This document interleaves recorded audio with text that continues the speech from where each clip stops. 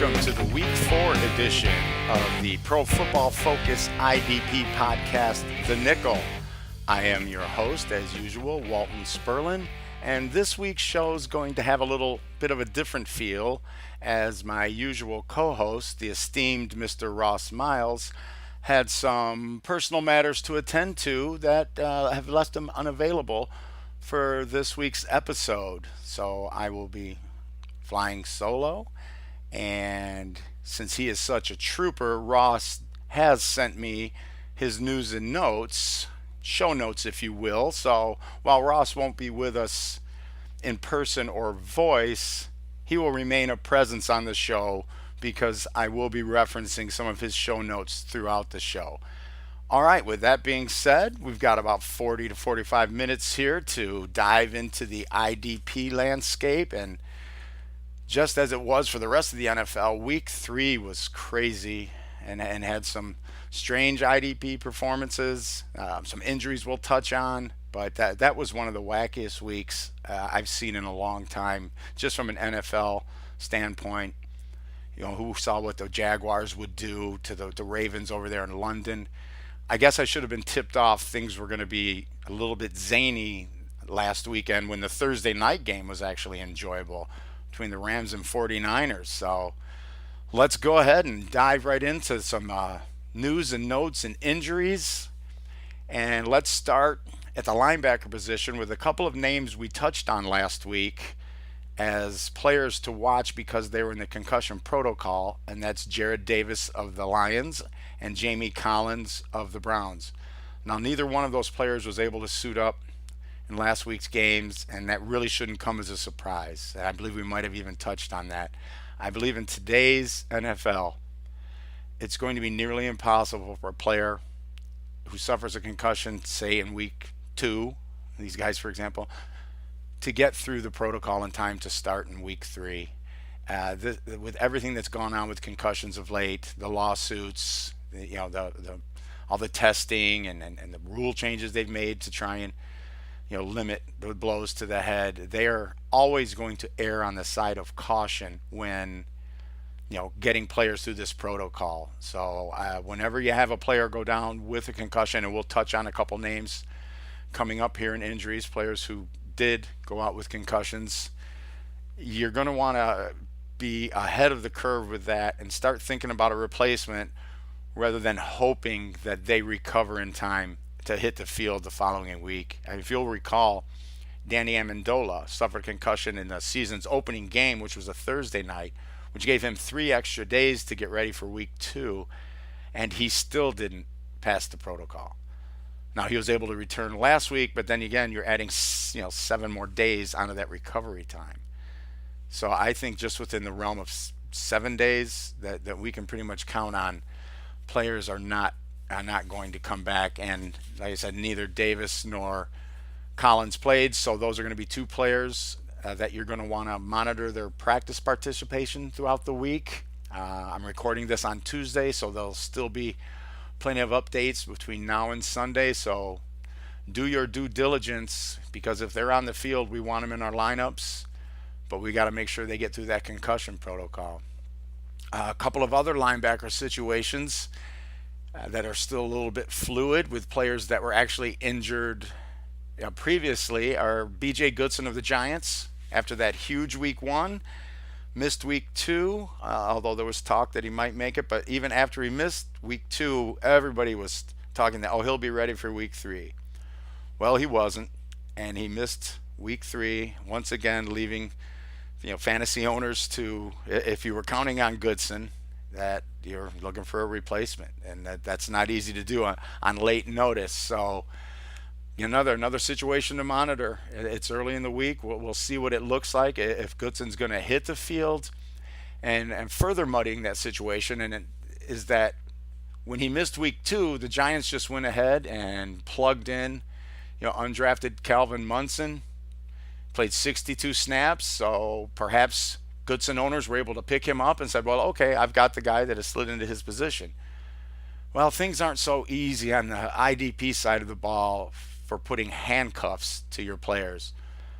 Because lo and behold, week 3, Calvin Munson, he did get the start. and then he played a whopping 23 snaps. So if owners thought, well, I'll just plug him in until Goodson comes back, that plan's kind of out the window, and a lot of that may have had to do with the return of veteran Keenan Robinson for the first time. He ended up playing 54 snaps at linebacker. So that's again situations to monitor, and again there are no real handcuffs in IDP. If a guy was good enough to be on the field, a team would find a place to put him on the field rather than just have him waiting in the wings. So, be careful of just picking the next man up, because it's rare that it just plays out that simply. Another linebacker who, well, he left in week 2, but there were reports that he might be ready for week 3. That'd be someone a lot of fantasy owners are counting on, and that's Quan Alexander of the Tampa Bay Buccaneers. Well, he ended up missing week 3 as well, and so that left the team shorthanded. And now we'll move into some of the injuries that happened last week, and we'll just piggyback right onto Quan Alexander because his teammate LaVonte David ended up leaving the game with an ankle injury. And at first it was diagnosed as a high ankle sprain, which would have just pretty much almost spelled the end of his season from a productivity level. Well, now they're upon a further evaluation, it's a medial sprain. So he's considered week to week. I wouldn't count on David playing this week. I think the name to keep in mind there, just because he's the last man standing, is Kendall Beckwith for the Buccaneers. He played 74 snaps last week, didn't have a great stat line, 8 total tackles, 6 solos, but right now, as I said, it's getting pretty thin at linebacker in Tampa Bay. So Kendall Beckwith's a name to remember on the waiver wire. Let's tackle a few other injuries here to other positions. The defensive line position took quite a few hits. Olivier Vernon of the New York Giants is dealing with an ankle injury. And as of right now, his availability for week 4 is up in the air. That would be a huge blow, not only to the Giants if he can't go, but also to fantasy owners. So we need to keep an eye on Olivier Vernon. Another defensive lineman who left the game with a calf injury, that would be Fletcher Cox of the Eagles. So he was knocked out of the game, as was teammate linebacker Jordan Hicks. Again, we're going to have to take a look at the practice reports out of Philadelphia to see if these gentlemen are participating, whether they're guys that we can hope to count on. In Tampa Bay, going back to them, this is just a defense that's taken body blow after body blow with all the injuries to their linebackers. Well, now defensive lineman Gerald McCoy was in a walking boot following their week 3 loss to the Vikings, and he kind of headed into the game being listed as questionable with an ankle injury, and then he went ahead and aggravated it during the game. I see here from Ross's notes, so like to get mention Ross's name every once in a while. We're thinking about you, Ross. But again, he might try to play through this, speaking of McCoy, but it could hamper, obviously, his ability to explode off the ball, create the havoc he's been known to do in the middle of the line. So we'll see when his status is updated whether or not he'll be playing. He's obviously more valuable in defensive tackle required leagues, but we will have to keep an eye on his availability. And a side note, because this isn't a player that a lot of people are probably counting on, but it might have a trickle-down effect. Outside linebacker Tank Carradine was placed on injured reserve by the 49ers with a high ankle sprain. He could be eligible to return in week 8. Name to keep in mind, although he's a bit long in the tooth, but if he's going to get some more snaps, it's Elvis Dumervil. He had some good years in the past. Don't know how much gas he has left in the tank, but stash. It might be worth a waiver grab. Stash him. If he gets hot, plug and play. That's a name to keep in mind. And then a couple of injuries I talked about, concussions, and that would be Jaquiski Tartt, who was seeing a bigger role with Eric Reed injured for the 49ers. He suffered a concussion in the Thursday night game. So as I mentioned earlier, Amendola wasn't able to make it back in time for the next week's game with the extra days to recover. We'll have to monitor to see if Tartt will be able to do that, because he was having a decent game before he went down. 6 solos. So he's the name that we're going to, again, want to monitor practice reports. as we are. Ricardo Allen, free safety from Atlanta, he suffered a concussion. So we're going to want to see if there's movement. Again, I wouldn't count on him this week. His immediate replacement, it looks to be Devontae Kazee, because he played 18 snaps once Allen went down. I don't think I'd rush out and pick him up. And another injury is Quentin Demps, safety, Chicago Bears, broken arm. He's going to be out for a while. Looks like Adrian Amos is going to step in, get a chance to play. He's seen time in the past, but not a name I'd really count on. But there are a couple of names depending how deep your league is. If you can get guys and stash them, and maybe they catch fire. And one last note to keep in mind, and it's a big one for IDP purposes, is that linebacker Vontaze Burfict of the Cincinnati Bengals is finished serving his 3-game suspension and will hit the field in Week 4 for Cincinnati. And by all reports and the little bit of preseason we're able to see him, before preseason play got him suspended, Burfict had lost weight. He looked fast. He looked ready to roll. So, he's somebody, as long as he can keep his head on straight, and that's a big if, but he's somebody that's going to produce, and he's going to be in the position to produce. And we want to keep in mind with this news that either Vincent Ray or Nick Vigil are going to see a huge reduction in their role. And it'd be nice if the coaches would just tell us each which one it's going to be, but oftentimes we have to wait to see how it plays out. I wouldn't have either one of them, even though Vincent Ray had started out playing really well. You've still got Kevin Minter there. We don't know what Vincent Ray's role is going to be, nor Nick Vigil. So this week, until we see what the Bengals do with Burfict, not sure if he's on a snap count, but even if he is, he's going to cut into the production of either one of those players. So for the immediate future, they would pretty much, it's good enough to leave him on the bench. All right, that's some of the injury news and notes. Now we'll dive into some position breakdowns, who had good weeks, and let's start that off with a name that we're going to be doing the defensive line position here, and we'll start off with the hottest defensive lineman in the league, and he was on full display on Monday Night Football, and that is DeMarcus Lawrence of the Cowboys. Boy, oh boy, is he living up to the hype from a few years ago. And perhaps this is the first time he's been healthy, but he just looks, and I like it here in Ross's show notes, he can't be stopped. He's got 26 total pressures and 94 pass rush snaps. That's 27.7% pressure. And Ross went ahead and went with an exclamation point there. We got it. He has 7 sacks on the season, 1 more sack, and he's going to tie his career best, his career high for a season. So I think we can go ahead and pencil in DeMarcus Lawrence as pretty much a lock to get to a career high in sacks. And, obviously that's a player you're going to want to ride week in, week out. Another player who may be kind of on the DeMarcus Lawrence learning curve or production curve is Jadeveon Clowney of the Houston Texans. He got off the schneid last week with a pair of sacks, and I think he also had, six total tackles. I look here, and, well, this is on the season, so all solos, but he also has a fumble recovery for a TD. So the main thing we got to take from this is that now Clowney is starting to bring the pressure, and I think this leads into another situation that I wanted to touch on, and that is, yes, it's been 3 games. And no, J.J. Watt doesn't have a single sack. That's okay, folks. Do not panic.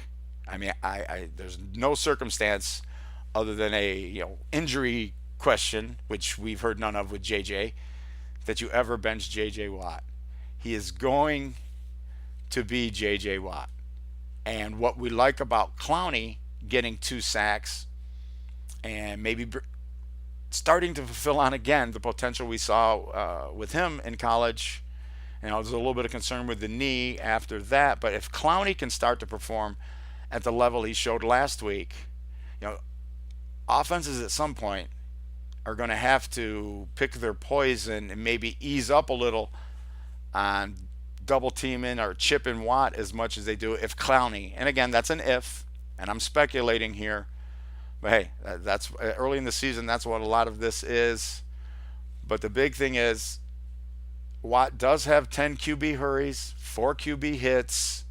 Obviously, he faces a ton of attention from offensive lines. Again, the trickle down effect maybe of what Clowney's doing is that Watt sees a little bit less attention and has the chance to get after the quarterback, as we know JJ can. He is going to get his, folks. Again, be patient. We talked about it with linebackers after week one when a lot of them didn't really perform up to the level we'd been used to. I always say it, and it wouldn't be a podcast if I didn't. Water finds its level, and JJ Watt is a very good player. Now, another player that's really having a good breakout early in the season, and someone that we touched upon in our preseason preview of the defensive line position, Melvin Ingram of the Chargers. He's got 5.5 sacks through three games, plus 14 total tackles. We talked about him as being a fringe DL1 playing opposite Bosa. And I believe, it kind of harkens back to Clowney that I was talking about. Bosa's seeing more attention, so Ingram is getting things done. I believe, six total tackles, 3 sacks last week. It's what we were hoping. I know we talked about there was the real possibility that both Bosa and Ingram could finish the season as top 10 DL producers, and right now, early in the year, Melvin is he's living up to his end of that. And depending on your designation, we just have him down here in the defensive line. A lot of places have him outside linebacker. Either way, the numbers that Khalil Mack of the Raiders put up last week will take him from either position. He had 9 total tackles, or he's got 9 total tackles and a sack. Khalil Mack is Khalil Mack. And if you happen to be in one of those leagues where he's designated as a defensive lineman still, I believe maybe places like Yahoo or something like that might have that. But then you really like having Mack. But again, we talked about him in the preseason. At either designation, he's still a weekly start. You're not going to want to ever sit Khalil Mack. Now there's a couple other names of players that had multiple sacks, and Carl Lawson, 2.5 sacks, 4 total tackles for the Bengals. Malik Collins, 2 sacks, 5 total tackles for the Cowboys. Okay, those are really good games. We like that, and those numbers are going to jump off the page when you look at it, and you might be thinking, okay, high on the waiver wire, let's go get them. Multiple sack games aren't easy to come by in this league. These guys got to have something going on. Let me just stop you right there. You don't need to pick up nor start either one of these players. There's too many other options that are going to be out there that are going to play more and that are going to produce better. Don't chase stats. And a perfect example, and we talked about it last week, and that would be Chris Jones of the Kansas City Chiefs. Had the career game last week. I even happened to touch on him because he was getting so much hype, and he deserved the love. That's a great game, especially for an interior defensive lineman. And that's basically what he is. I mean, he might kick outside every once in a while, but he had the huge numbers. I said don't even bother picking him up. I put him as a sit in my start-sit article for week 3 at Pro Football Focus. And I'll just follow that up with, after that huge game, here's Chris Jones' stat line. He played only 37 snaps. He finished with 2 solo tackles, 1 assist, for a total of 3 tackles. Now, I mentioned there are a lot better names out there to go and get. And now let's talk about a couple of those names. And again, these are players that we've talked about. Maybe one that we didn't talk about as much in the preseason, and so we'll give him a little bit of love here. But some of the guys that we mentioned last week that were waiver wire pickups, and be sure to read Ross's IDP waiver wire pickups. It's up today. It's a great read. So when you're done listening to this Pro Football Focus podcast, head on over to the site and check out Ross's latest. And Takaris McKinley you're going to see on there as a waiver wire ad. We mentioned that with Vic Beasley out, McKinley was going to get the chance to step up, play more, have a chance to show what he can do, and the early returns, pretty nice. He played 48 snaps, and he ended up with a sack, 12 hurry, or he's got 12 hurries on the season. So he got his first sack. The guy played with a high motor. They were going against my Lions. I watched the whole game. This kid is a bundle of energy. He's going to make rookie mistakes, but he just brings natural edge talent. He's going to be a good one, and we're getting a look at that. His snaps are going to continue to be at least in that 48 range. He can make things happen. So don't sleep. Don't sleep on McKinley. Go out, put him on your waiver wire list. He's somebody that we want. And another player that we want that we've touched on here is Yannick, and I finally know how to pronounce his last name. It's Ngakwe. Me and Ross stumbled through it a couple of weeks ago. We were discussing his really big week 1. We couldn't really figure out how to say it, but it is Ngakwe. So, tuck that little nugget of knowledge away. That's what we try to bring you here on the nickel. A little bit of that. But anyway, he had the great week 1. He's had a couple of weak starts, but again, this guy's a young, pure pass rushing talent. He's on a team, Jacksonville, right now, that their defense is on a tear. They got Calais Campbell playing at a high level, always does. That's what we expect from the veteran. But Dante Fowler is stepping up, and he's pressuring the quarterback. Ngakwe is going to continue to be a big part of the rotation, and he's going to get to the quarterback. And I'm not saying he's a weekly start depending on your lineup. I would have to be looking at that to see. There could be guys with a better matchup on a weekly basis, like say they're going up against the Cardinals' offensive line, something along those lines. Hate to kick them when they're down, but that offensive line is having a rough go of it, and it continued in their loss to the Cowboys. But again, get Ngakwe. He can be a bye week replacement. And again, I think if he fulfills, like I believe he's got the potential to, by the end of the season, he's maybe even somebody that helps you come fantasy playoff time. And then we've got veteran Mario Addison. And I'm looking at it, I had him in my notes, I'm looking at Ross's notes. He's a poor man's DeMarcus Lawrence. And you know what? Right about now, that's not a bad thing to be. But when you look at Addison, he had 9.5 sacks last year, just playing 45% of the snaps. And why we like him moving forward this year is that he's playing 70% of the snaps. So plenty of room for opportunity to produce at a high level for Mario Addison. Panthers, keep him in mind. Pick him up. You know my philosophy on the waiver wire. It's better to be too early than too late. They're always droppable later on, but be the first to grab these guys. Listen to the podcast. We're gonna give you guys like this to go out and grab. Will we hit 100% of them? Maybe not 100%. 90 or so, 90% or so. So, sorry if you get that 10%, but we're going to steer you in the right direction. Now let's take our direction to the linebacker position, where let's stick with veterans. DeMario Davis, who kind of went to the nether regions after he left the Jets, went to Cleveland, didn't really show anything spectacular there. Not that he had at the Jets, but he had flashed some tackle number abilities.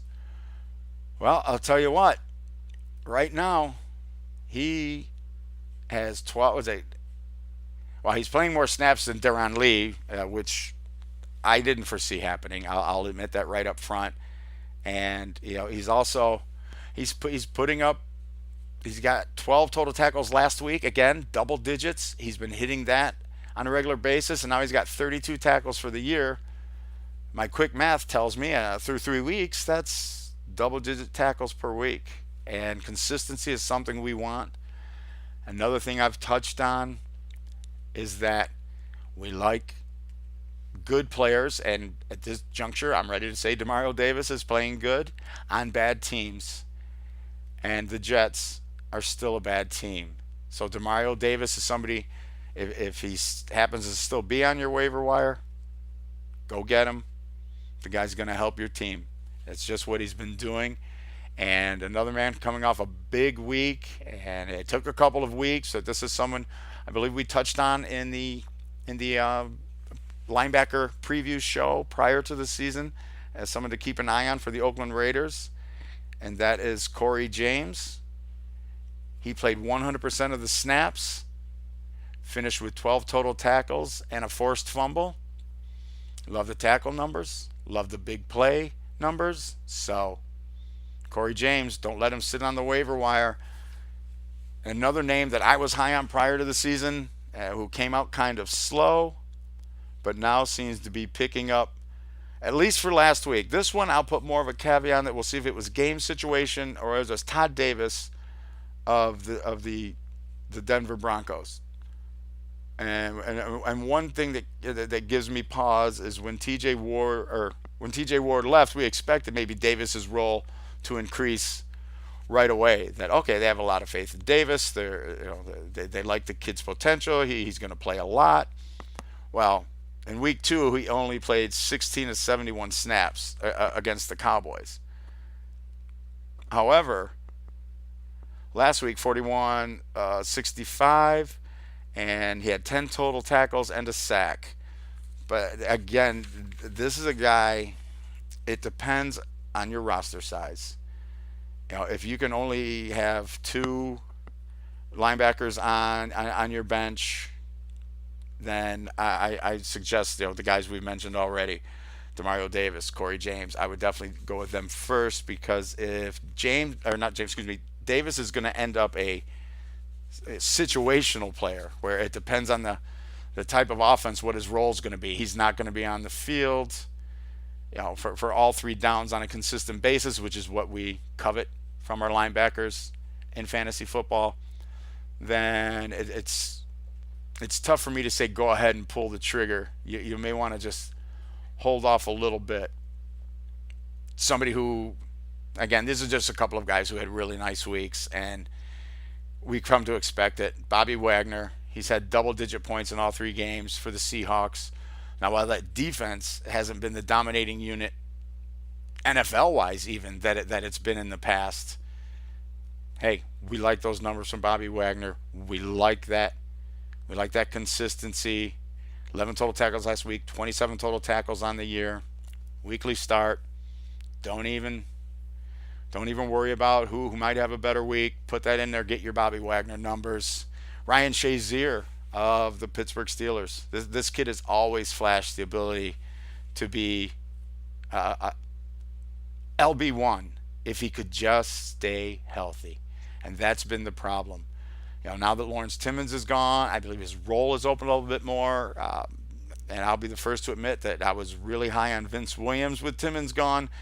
I guess I should have been higher on Shazier, who I did and always do have ranked higher than Williams. But I so far this season, I may have steered you a bit in the wrong direction with Williams. We'll see if he rights the ship and produces like I thought he would. But what we do know is Ryan Shazier is playing at the highest level we've seen him play at. Let's just hope he stays healthy. Right now, he's on an easy pace to break his record of 87 total tackles. Again, he's always missed some games here and there. Knock on wood if you own Shazier, which I do in quite a few leagues. If he stays healthy, he's going to do nothing but build on the 26 total tackles he has so far, which leads the team.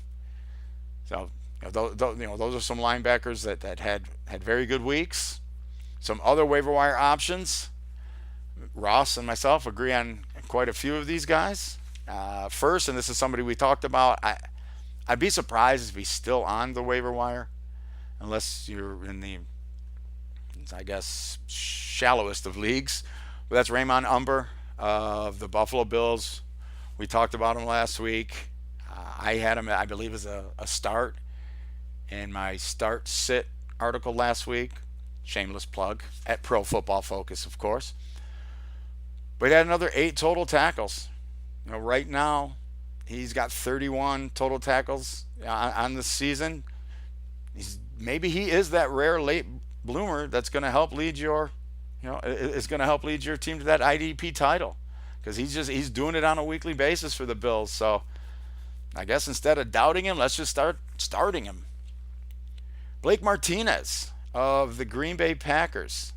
This is an interesting one because I was high on him going into last year. A lot of people like Jake Ryan. I thought Martinez was the guy to go with. It was kind of a back and forth thing all year long. 6-1, half done the other. I don't think anybody won that argument on who they picked. But I like the direction that Blake Martinez is trending right now. He had 11 total tackles this week, and he's played. His snaps are up to, I've got this down to Ross notes here. Let me look this. Is up to 75% this season from 46.4 last year. There's what I talked about with him and Ryan kind of back and forth. So there's a chance that Martinez, can maybe get up to 90% of the snaps, and if he does that, hey, we're not going to sneeze at 11 total tackles last week, and see if he can build on that. Jalen Smith of the Cowboys, again, I every time I talk about this kid, I get a little bit choked up just to the injury he's coming back from. A lot of people thought his career was over. He stuck it out and continues to impress. Had 7 total tackles in week 3. He's got, now on the season, he's got 24 total tackles and a forced fumble. That kind of play is going to do nothing but increase, his fantasy value. I'd say snatch him off the waiver wire. Better to have him on your team than to play against him when he starts going off for double digits on a weekly basis. And the final name here, and it almost blows my mind that I'm going to mention him, but there comes a point where you can't ignore what's going on the field, and that would be Jon Bostic of the Indianapolis Colts. After bouncing around, I believe this might be his 4th team. I know he even had a cup of coffee here with my Detroit Lions. He's still an every down player for that Colts defense. And he had, I believe, 10 plus total tackles in week 3. I'm guessing that's a first. I don't have Bostic's stats all up in front of me. Now, I'm not nearly as excited about Bostic just because of sort of what his history tells us. And we've mentioned this with other players. DJ Swearinger comes to mind. You bounce around team to team for a reason. But for some reason, he has landed in Indianapolis, and they've seen fit to give him snaps. Or they cut Edwin Jackson, who I thought was going to have a big year. So, I may be an IDP expert, making quotation marks, but apparently I could not be a NFL linebacker coach because I thought Jackson looked good in preseason. I thought he's definitely going to have a role. Not only did he not have a role, he doesn't have a team. But what do I know? They like Jon Bostic. So, again, I would say if you're in a deeper league, you have the roster space. That's pretty much where you take that flyer on Bostic and see if maybe, kind of like Umber, it's taken a few years, or maybe just taking the right scheme, the right coaches believing in you. But anyway, an every down player, again, at linebacker, that's what we want. That's why Todd Davis makes me nervous, because we don't know how many snaps he's going to play. But we know that Bostic's playing all of them. All right, let's kick it on over to the defensive backs. And one quick thing I want to touch on as we start talking about defensive backs was a situation that's been going on for a couple of weeks that Ross and myself discussed last week and still trying to get a handle on. And that was the Kenny Vaccaro in New Orleans situation. Word was last week that he was benched late in the game. There's been talk for a couple of weeks that they've been shopping him. So we wondered if that might help Von Bell, who is also seeing very few snaps, as Marcus Williams is the only full-time safety there. Well, that benching didn't last very long for Kenny Vaccaro because he played 59 snaps last week. And while his tackle numbers weren't anything to write home about, 3 assists, three total, or 3 solos, 2 assists, 5 total. He did throw in an interception. So for me, again, that's a situation I'm avoiding. Too many strange things are going on there. So let's move on to somebody who had a very, very nice week, and that's Terrence Mitchell of the Kansas City Chiefs. 9 total tackles and 2 interceptions. He was our top defensive back in week 3. And again, you got to keep in there the 2 interceptions is going to skew that. And also his teammate Marcus Peters, who's a ball hawk, had an interception. But what we were going to like about Terrence Mitchell, and somebody who, especially in cornerback required leagues, is a very good pickup. But playing opposite Marcus Peters, he's going to see a lot of targets, which is going to give him a lot of opportunities for interceptions or 9 solo tackle performances. Another player who we like the way he's trending on a weekly basis is safety Josh Jones of the Green Bay Packers. Week 1, he played zero snaps. Okay, we don't like that. Week 2, Jones played 50% of the snaps. Well, that's better. Well, then in week 3, Jones is now playing 100% of the snaps. That's exactly what we want. And what's also more intriguing about Jones, I wanted to dive a little deeper into this kid. What's keeping him on the field so much? Well, they move him up to the linebacker position quite a bit, or within linebacker territory, if you will. So far, he has lined up within 8 yards of the line of scrimmage 35 times this year, or 87.5 of his snaps. So that's why at times the Packers are playing technically 3 safeties with Burnett, Clinton Dix, and now Jones. Jones is named. Go out and add him, because that's one of those players that he can put together a Deion Buchanan, Mark Barron type of year, where you're basically getting a linebacker and able to put him in to the defensive back, slots or designation in your league. So those are guys that can really, really, really help put you over the top in your IDP leagues. Boy, speaking over the top, Tyvon Branch has now become, or for the first 3 weeks, he has been the veteran safety that we want from the Arizona Cardinals. And this comes after, I can tell you, I spent quite a bit of time and quite a few draft picks on Antoine Bethea when he went to play for the Cardinals. And it's not Bethea, it's Branch.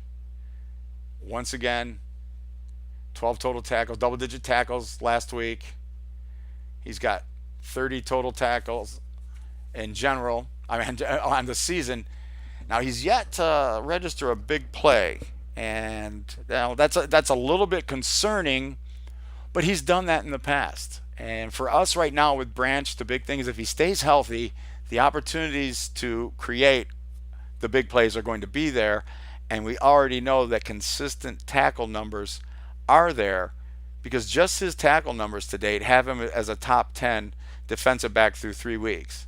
Okay, that's sort of a small sample size, but what we're seeing is that he is playing 47 snaps to 30 snaps for Antoine Bethea last week. And again, and this is not a shameless plug for my article, but I did suggest sitting Antoine Bethea moving forward in my last week's Start Sit article, just because he doesn't appear to be stepping into the role that I thought he would.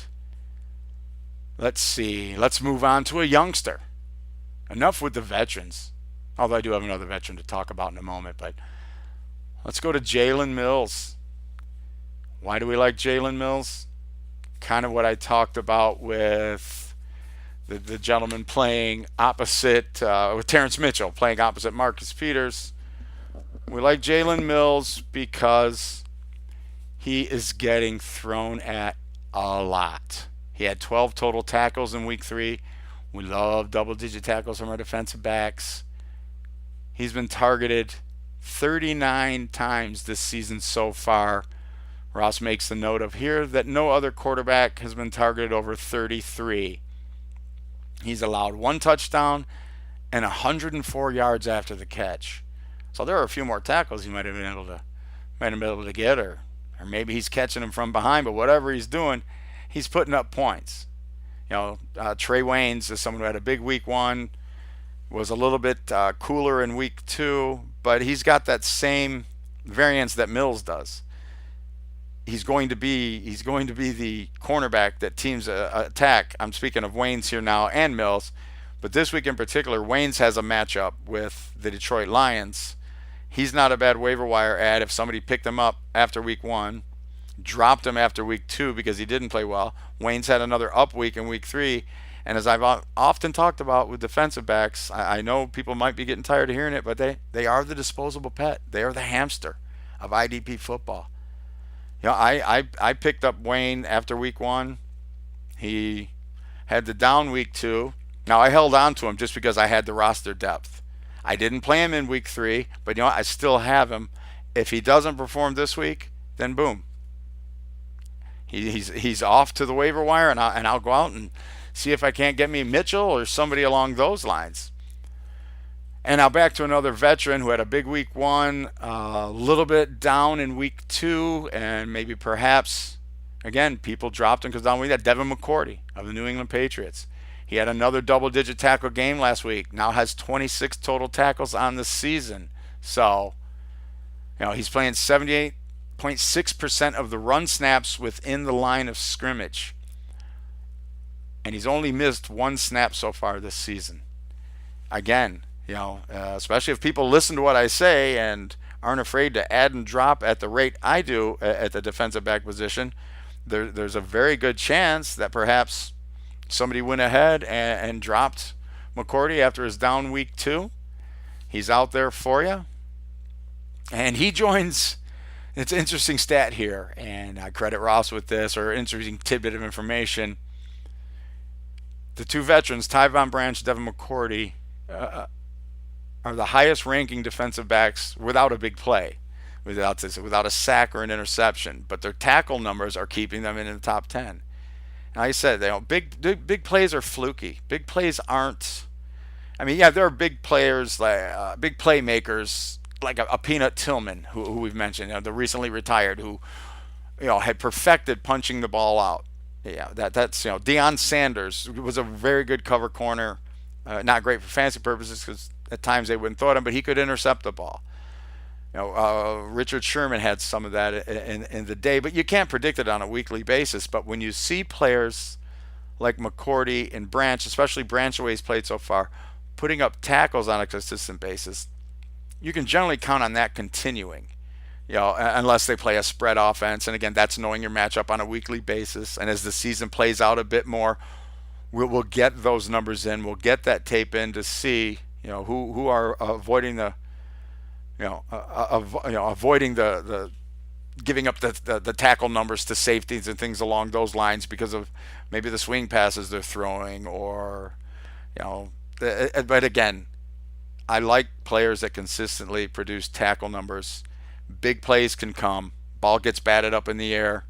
There's your interception. If you're getting a lot of tackles somewhere along the line, you're going to force some fumbles. So we like those consistent players. And a couple of final possible waiver wire ads. Miles Killebrew of my beloved Detroit Lions. With Tavon Wilson out last week, Killebrew had the chance to step up and play more. He had a decent week. Didn't light the world on fire, but 8 solos, 9 total.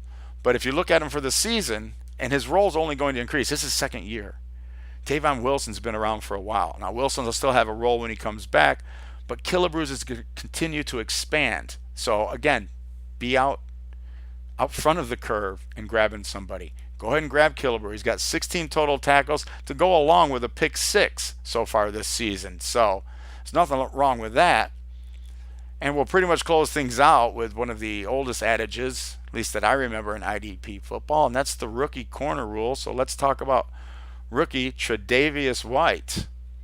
He got his first interception, and he added 7 total tackles. Again, you get thrown at a lot. You're going to get a chance to put up some tackles. I believe he's been targeted. Ross has here in his notes 19 times. Again, people are going to go after rookie corners. That's just the thing that happens. We've got about half a minute left here. That pretty much wraps up the defensive backs. What I'm going to do is give you a couple of early season trends for teams that are giving up points to positions. Right now, the Cleveland Browns are giving up the most points to linebackers, 69 total tackles, 8 sacks, some big plays. So this week they play Cincinnati. As I mentioned, Vontaze Burfict is back. Look for Burfict to come back with a very big week. Houston Texans are struggling with defensive linemen. They've given up 61 total tackles of position, 12.5 sacks, 3 forced fumbles, 3 fumble recoveries. Let's keep Jarrell Casey on the radar. Finally, in Miami, they're giving up points to defensive backs. Unfortunately, they play New Orleans, and I'm steering clear of the Kenny Vaccaro situation there. Just wanted to throw in a few tidbits. We'll begin to see more and more what teams are giving up how much points to which positions. We'll talk about that in depth. I've gone over the limit a little bit here of my 45 minutes. We will be back next week, I believe, with the full staff, Ross and myself. And until then, adios, amigos.